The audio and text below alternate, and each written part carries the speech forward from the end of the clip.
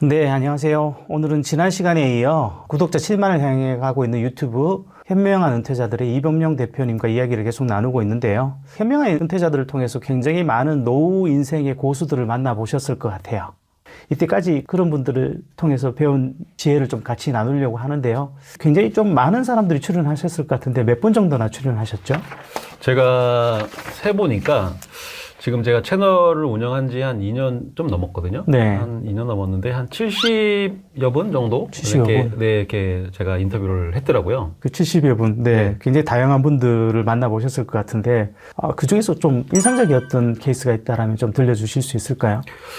뭐, 인상적인 분들 뭐 되게 많았는데, 저도 이제 앞으로 그분을 따라해야 되겠다라는 생각을 많이 든 분 중에 하나가 해운회사 대기업에서 임원을 하신 분인데 네. 퇴직을 하시고 나서 재취업을 좀 알아보셨죠. 알아보셨는데 뭐 협력회사에서 나오면 바로 채용을 해주겠다라고 해서 이제 그 말 믿고 재취업을 시도를 했는데 네. 실제로 이렇게 이루어지는 경우는 많이 없더라고요. 근데 그분도 협력회사에는 못 들어갔지만 다른 회사에 잠깐 들어갔다가 1년 만에 좀 다시 나오시고 근데 임원 하셨기 때문에 한 달 생활비가 그 당시에 월급을 받고 한 800만 원 정도 이렇게 생활비 그 정도는 쓰시죠. 네, 쓰셨다고 하더라고요. 근데 퇴직하고 나서 소득이 끊기고 나서 임원이시면 좀 허드렛 일을 하기가 어렵잖아요. 근데 재취업도 시도해보시고 잘 안 되시고 이렇게 있다가 내려놓는 거, 내가 기존에 받던 월급만큼 요구하면 안 되는구나. 그리고 그런 시장에서의 재취업에 대한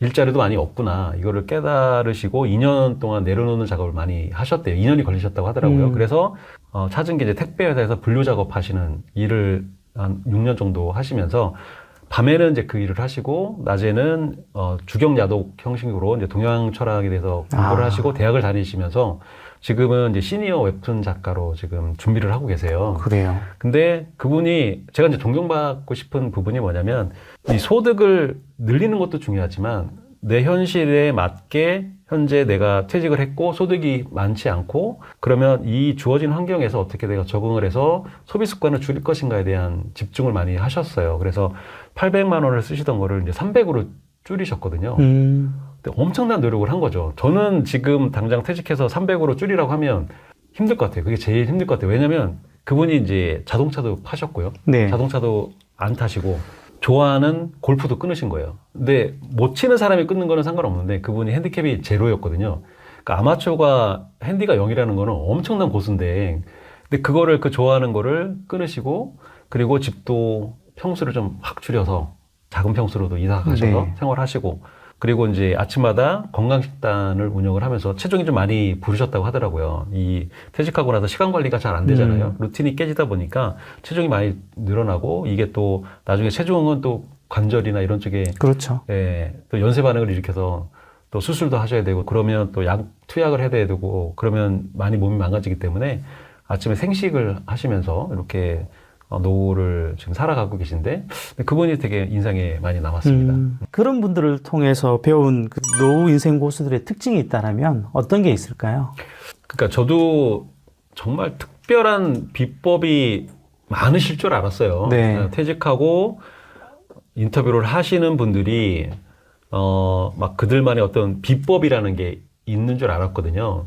근데 그분들도 다 똑같더라고요. 그러니까 퇴직하고 나서 아무런 준비 없이 퇴직을 하신 분들이 되게 많았어요. 준비하신 분들은 배당주 투자 하시는 분들 좀 약간 40대 중반 후반 이런 분들은 배당주 투자를 통해서 월급만큼 배당 소득을 만든 다음에 나오신 분들은 좀 약간 예외이긴 하지만 일반 직장 다니시면서 떠밀려서 이렇게 퇴직을 하신 분들의 공통적인 특징은 준비 없이 나왔다.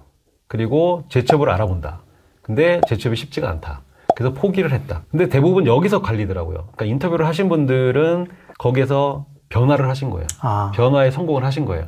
받아들이고 인정을 하고 무슨 일이든 시작을 한 거예요. 택시를 하든 시니어 캐디를 하든 버스 운전을 하든 어떤 본인만의 일을 찾아서 그걸 꾸준히 하시는 분들, 소득을 만드시는 분들, 그리고 일을 함으로써 건강도 챙기고 이런 분들이 인터뷰에 나오시는 분들이더라고요. 그리고 일이 되게 중요하다. 쉬는 게 중요한 게 아니라 평생 현역으로서 늦게까지라도 일을 하면서 살아가는 게 진정한 은퇴 준비다라는 거를 많이들 공통적으로 말씀을 하세요. 그래서 이 이야기를 듣고 제가 비법을 생각을 했는데 이게 없는 거 보고 처음에 실망을 했는데, 아, 이게 단순하지만 우리 보통 사람들의 퇴직자들이 겪는 그런 프로세스인 것 같아요. 맞아요. 네네네. 사실 처음부터 퇴직자들이야 저도 좀 많이 만나보지만 사실은 처음부터 준비하고 나오시는 분들은 생각보다 많지는 않고요. 결국 그렇게 대다수가 나왔을 때 얼마나 유연하게 상황에 적응해 갈 수 있느냐가 정말 관건인 것 같긴 해요. 보통 사람들이 노후 인생 준비해서 쉽게 간과하는 게 있다라면 어떤 게 있을까요? 뭐, 소장님도 잘 아시겠지만, 최근에 이제 저희 회사에서도 퇴직을 하신 분이 몇 분 계신데, 네, 그분들 하나같이 그런 말씀을 하시더라고요. 아, 내가 나가면 취업은 금방 될 거다. 아, 직업을 알아보면 좀 쉬다가 네. 직업 알아보면 내 월급만큼 받는 일자리가 있을 거다라고 그런 생각을 하시더라고요. 그래서 네. 술 한잔 먹으면서 이제 그런 얘기를 하시기 때문에 저도 약간은 용기를 내서 마음의 소리를 얘기를 하죠. 선배님, 꿈 깨십시오. 제가 유튜브 채널 운영한다는 얘기는 이제 안 하고, 네. 제가 많이 선배들을 만나서 현실을 봤는데, 이게 어렵다. 그리고 들어가서도 오래 못 다니고 바로 나오셔야 된다. 그러면 그 다음에 뭘 할 거냐. 또 다른 재취업을 하게 되면 정말 정규직이 아니라 계약직으로밖에 일을 못하고, 편의점이나 뭐 주유소나 이런 쪽에 일을 하셔야 된다라고 이제 말씀을 드렸는데, 안 와닿죠. 그렇죠. 그러니까 안 겪어봤기 때문에 안 와닿죠. 무슨 소리 하는 거야? 너 티야? 왜 이게? 이런 이제 지청구 같은 거, 그러니까 뭐 약간 꾸지람 같은 거를 네, 저한테 했는데 재취업과 관련된 그 부분이 좀 많이 간과를 하시는 것 같고, 두 번째는 현명한 은퇴라는 게 뭘까를 저도 이제 고민을 많이 해봤어요. 현명하다는 게 뭘까? 돈을 많이 버는 게 현명한 걸까? 그러니까 퇴직하고 나서도 직장 다닐 때보다 더 많은 수입을 만들어내는 게 현명한 걸까? 라는 생각을 해봤는데, 제가 이렇게 인터뷰를 해보니까 현명하신 분들은 주어진 환경, 내가 맞닥뜨린 이 새로운 인생의 이막에 있는 환경들에 있어서 내가 받아들이고 그거에 적응하고 그거에 맞게 사시는 분들이 현명하게 사는 분들이다라는 걸 깨달았죠. 네. 그 돈 많은 사람이 늘 행복한 것은 아니듯이 퇴직 준비도 확실히 자기 만족을 얼마나 할 수 있느냐가 정말로 관건이긴 한 것 같아요. 그렇죠. 근데 그게 정말로 어려워서. 네. 제가 아직도 이해가 안 되는 말 중에 하나가, 퇴직하신 분들이 인터뷰를 하면서 그런 얘기를 해요. 와, 지금이 내 인생에서 제일 행복해. 라는 말을 해요. 소득도 별로 없어. 그리고 나이도 많이 들었어. 네. 그러면 경제 활동이나 아니면 만나는 사람의 수도 많이 줄어들 거고, 또 내 마음대로 또 활동을 여행도 많이 못 갈 거고, 또 좋아하는 이런 취미 생활도 많이 못 하실 거잖아요. 체력적으로도 그렇고, 경제적인 그렇죠. 부분도 그렇고. 근데 지금이 제일 행복하다는 거예요. 그 말을 딱 듣고 저는 이해가 안 됐어요. 왜 그렇지? 돈을 더 많이 벌면 더 행복하고, 그리고 또 많은 활동들을 하고 여행도 다니고 여러 사람 만나고 다니고 이런 게 행복인 줄 알았는데, 그분들은 내가 하고 싶은 좋아하는 일을 하는 그 자체, 그러니까 약간의 연금 준비는 되신 분들이겠죠. 네. 기본적인 수입 파이프라인이 나오는 분들 얘기긴 하지만 생계가 걸린 분들은 좀 그렇게 얘기를 못 하시긴 하죠. 네. 좋아하고 시간을 마음대로 쓰고 여유 있게 사는 이 순간이 되게 행복하다라고 말씀을 해주셔서, 네, 저도 과연 그렇게 될까? 그런 거는 좀 약간 이제 아직은 의구심이 드는 부분이긴 합니다. 아마 심리적인 자유도가 올라가셨을 거예요. 그렇죠. 네. 네. 워낙 수많은 책임과 의무감에 시달리면서 살아왔을 테니까. 이범용님이 생각하시는 가장 이상적인 은퇴 생활은 어떤 모델이에요? 제가 현명한 은퇴자들이라는 책에도 겉표지에 써 있긴 한데, 이 5가지 영역, 일과 건강과 그다음에 돈, 그리고 취미와 관계, 이게 잘 조화롭게 이어지는, 그게 제일 은퇴의 이상적인 부분이라고 생각을 합니다. 그러니까 그런 거를 직장 다니면서 준비를 다 해놓으면 참 좋겠는데, 그 중에 한 가지도 준비 못하고 나온 분들이 대부분이죠. 그렇죠. 네네네. 근데 뭐 일을 하면 돈도 벌고 건강도 어느 정도 유지가 되기 때문에 일이 그래서 그만큼 중요한 것 같아요. 그러니까 관계는 조금 약간 개인적인 호불호가 있어서 혼자 있는 시간이 좋은 분들도 많고, 또 뭐 경조사비가 또 꽤 많이 나가잖아요. 그래서 카톡에 잘 모르는 사람들이 자식이 결혼한다, 누가 돌아가셨다, 이런 돈을 내는 거에 대해서 부담이 되기 때문에 관계를 미리 끊는 분들도 되게 많더라고요. 스스로 혼자 노는 방법을 터득하는 것도 되게 좋은 방법인 것 같은데, 관계는 좀 약간 준비를 좀 나중에 호불호에 따라서 하면 좋겠지만 앞에 4가지 정도는 4가지 중에 한 2가지 정도는 준비를 하고 나오는 게 제일 좋을 것 같다는 생각이 듭니다. 예. 그렇죠. 그러면 그 이범용님이 생각하시는 이상적인 은퇴와 관련해서 약간 밸런스 게임을 한번 해보려고 해요. 자, 첫 번째. 앞가림 잘하고 능력 있지만 바빠서 자주 못 보는 자녀. 네. 그리고 풍족하진 않지만 성실히 일하면서 부모 인근에서 거주하면서 자주 보는 자녀. 어느 쪽이신가요? 아, 중간은 없나요, 중간? 돈도 좀 잘 벌고, 집 근처에서 부모님 자주 왕래하고. 근데 이게 지금은 제가 도시 생활을 하고 있지만, 나중에는 저는 시골에서 자랐거든요. 시골에서 어린 시절을 보냈고, 중학교 때까지 보냈기 때문에, 나중에는 시골에 가서 살고 싶거든요. 그래서 아무래도 돈보다는 돈을 좀 못 벌더라도 제 주위에서 자주 왕래하는 자녀가 네, 더 좋을 것 같아요. 그렇군요. 아직은 좀 어린가요? 자녀들이 아니면? 지금 네, 고등학교 1학년, 초등학교 6학년. 이게 또 자녀 리스크라고 하죠. 네, 네. 자녀가 아직 어리다 보니까 네. 교육비에 대한 부담이 좀 많아서 그래서 제가 늘 불안한 것 같아요, 뭔가. 이런 말씀 드리긴 좀 그렇지만 좀 크면 보기 싫어질 수도 있어요. 아, 그런가요?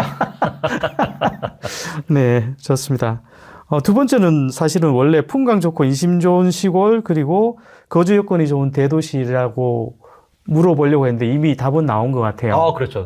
근데 사실 일반적으로 은퇴 전문가들이 흔히 얘기하는 거는 거주 여건이 좋은 대도시 쪽이 많이 선택되거든요. 아, 왜 그러냐면 아내가 거길 원하기 때문에. 그렇죠. 아, 네, 그렇습니다. 그래서 저도 이제 아내하고 많이 얘기를 해봤는데 아내는 이제 도시 생활을 원하고 저는 이제 시골로 가서 글 쓰고 또 거기서 또 유튜브 촬영도 하고 뭐 다양한 활동들을 할 수 있을 것 같아요. 그래서 네. 혼자 가라. 아내가 이제 결론을 내린 게 혼자 가서 거기서 살아라. 네. 라고 이제 잠정적인 합의를 했습니다. 개인적으로는 이런 질문이 들어올 때마다 비추라고 얘기를 하거든요. 시골에 가서 혼자 사는 거요? 네. 그러다가 진짜 혼자 살게 되시는 분들을 본 적이 있어서. 그러게요. 자주 왕래를 하면 네. 될 것 같긴 한데, 그렇죠. 워낙 그런 부분 잘 아시니까. 네네네. 마지막 밸런스 게임은 이겁니다. 내가 보는 전망 있는 노후 투자. 부동산, 주식. 저는 주식이라고 생각합니다. 혹시 이유를 여쭤봐도 될까요? 부동산은, 투자비가 너무 커요. 그래서 시작하기가 좀 많이 힘들죠. 근데 주식은 요즘에 ETF 관련해서도 뭐 10,000원 이하의 ETF도 많고, 10,000원, 20,000원짜리도 ETF가 많이 있기 때문에 이런 배당주 10,000원, 20,000원 계속 사서 모아서 또 쉽게 시작할 수 있고 소액으로 시작할 수 있고 또 뭔가 이 사고 파는데 유동성도 되게 좋고 근데 부동산 같은 경우는 또 안 팔리면 또 그렇죠. 짐이잖아요. 네, 그렇다 보니까 주식 투자가 훨씬 저는 좋다고 생각을 합니다. 마지막으로 어쨌든 이렇게 영상까지 열심히 찾아보시면서 노후의 생애 설계에 대해서 고민하고 계실 분들을 위해서 팁을 하나 주실 수 있다면 어떤 걸 주실 수 있을까요? 저도 50대 중반을 향해 가고 있고 소장님은 나이가 어떻게 네, 되세요? 저 68년생입니다. 그러면 네, 거의 후반. 네, 네, 후반이시네요. 이제 중반을 살짝 지나가. 요거에 집착하게 되는 나이더라고요. 그렇죠, 맞아요. 네.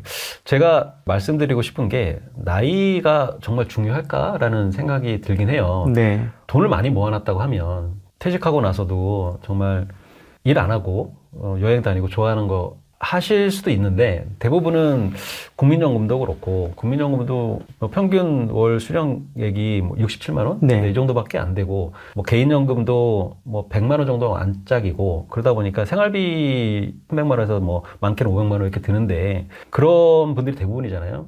일을 해야 되는데. 그러니까 일을 하기 위해서 뭔가 새로운 거를 시작을 해야 되는데, 대부분, 내가 나이 때문에 이걸 할 수 있을까라고 이제 시작도 못 하시는 분들이 되게 많으신 것 같아요. 그러니까 변화는 찾아왔는데 나이 핑계를 대고 아무것도 안 하는 것보다는 지금 나이를 60에 넘어서 제가 인터뷰하신 분 중에도 64세에 처음 주식 투자 공부를 하셔갖고 빚이 10억이었는데 지금은 자산 플러스로 30억이 되신 분도 있고 그리고 대령으로 예편하신 분도 60에 다시 자격증 공부를 시작을 해서 지금은 건설 관련된 자격증이었는데 그게 대령 월급보다 더 많이 받는 그런 곳에 재취업을 해서 지금 잘 살고 계시거든요. 그러니까 나이 때문에 늦었다. 뭔가 새로운 걸 하기에는 내가 에너지가 없다. 이렇게 좀 핑계를 대시는 것보다는 뭐라도 작게라도 지금 늦은 나이는 없기 때문에 시작하는 게 제일 중요한 것 같고 그래서 내 습관이 그렇게 중요한 거라고 저는 생각을 합니다. 시작하는 힘, 지속하는 힘. 이거는 습관이라고 생각합니다. 루틴. 이게 제일 중요한 것 같아요. 네. 그래서 다음 시간에 습관에 관해서 좀 얘기를 나눠볼 생각이고요. 뭐 많이들 보셨을 텐데 요즘은 워낙 그런 모델들이 많으니까 여러분은 또 어떤 노후의 모델을 꿈꾸고 계신가요? 댓글로 좀 남겨주시면 또 같이 의견을 공유할 수 있을 것 같습니다. 네, 이번 영상은 이것으로 마치겠습니다. 감사합니다. 네, 고맙습니다.